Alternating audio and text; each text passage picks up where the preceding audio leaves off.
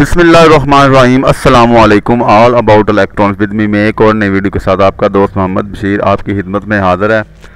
China assembled Samsung LCD है ये, तो बिल्कुल डेड कंडीशन में है। स्विच लगाने पर कोई भी स्टैंड बाई वगैरह की लाइट इसकी नहीं जल रही। तो वीडियो लॉन्ग ना हो इसलिए मैंने शॉर्ट क्लिप्स में ये वीडियो बनाई है और वॉइस ओवर कर रहा हूँ।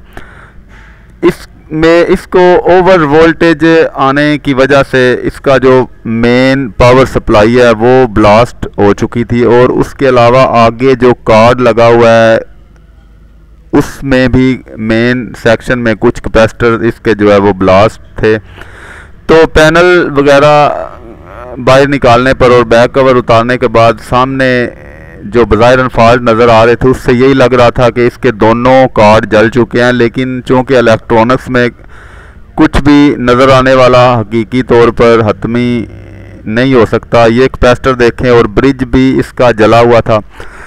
तो ये दोनों चीज़ें जो इसकी जली हुई थी, इसके अलावा आगे जो वो जहाँ पर 12 वोल्ट का ग्रिप लगता है कार्ड के अंदर, वहाँ भी 2 कैपेसिटर बदले फटे हुए थे। तो पहले मेन सप्लाई में मैंने ब्रिज और मेन कैपेसिटर इसका लगाया, 12 वोल्ट कार्ड को नहीं दिए क्योंकि आगे भी कैपेसिटर फटे हुए थे, तो शायद आगे भी मसला इसके हो सकता था। तो पावर सप्लाई को मुकम्मल ओके करने के बाद ही मैंने फिर ग्रिप लगा कर देखा, लेकिन आगे जो कैपेसिटर इसके फूले हुए थे वो शायद ओवर हीट की वजह से फूले हुए थे। पावर सप्लाई तो मेन फिल्टर कैपेसिटर और ब्रिज और जो फ्यूज़ पीछे छोटा लगा हुआ है, ये तीनों चीज़ें लगाने के बाद ओके होगी। तो बज़ाहिर कहने का मतलब ये है कि इस तरह अगर आपको ब्लास्टेड चीज़ें नज़र आएँ तो ये नहीं गुमान करना चाहिए कि ये मुकम्मल जल चुकी है। कोशिश ज़रूर करनी चाहिए रिपेयरिंग करने की।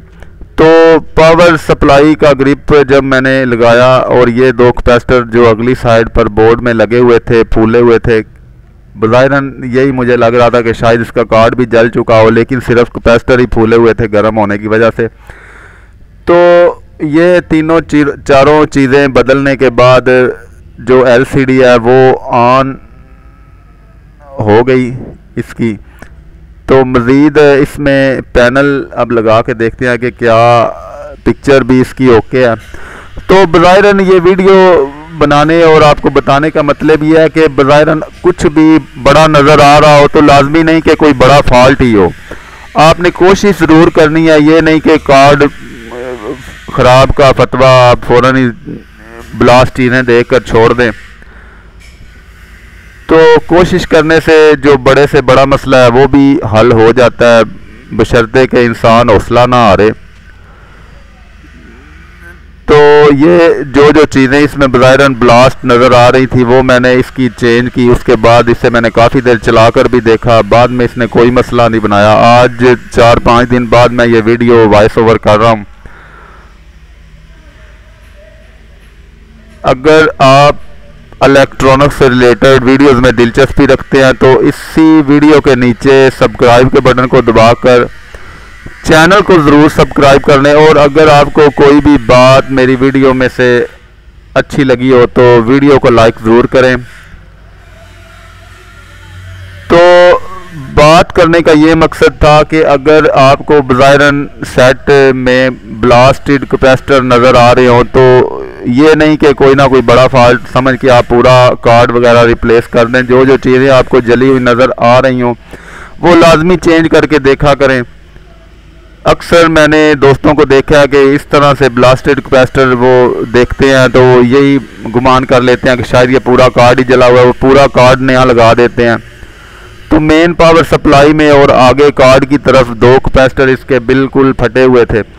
शायद मेन सप्लाई जो इसकी 12 वोल्ट है वो थोड़ी ज़्यादा बनी हो, तो उसमें आगे जो इनपुट पर कैपेसिटर लगे हुए वो फट गए। आगे रेगुलेटर्स की वजह से कोई नुकसान नहीं हुआ। तो कोशिश करने से ही मसलों का हल निकलता है। आज की वीडियो में इतना ही। अल्लाह ताला आपको सेहत तंदुरुस्ती अता फरमाए।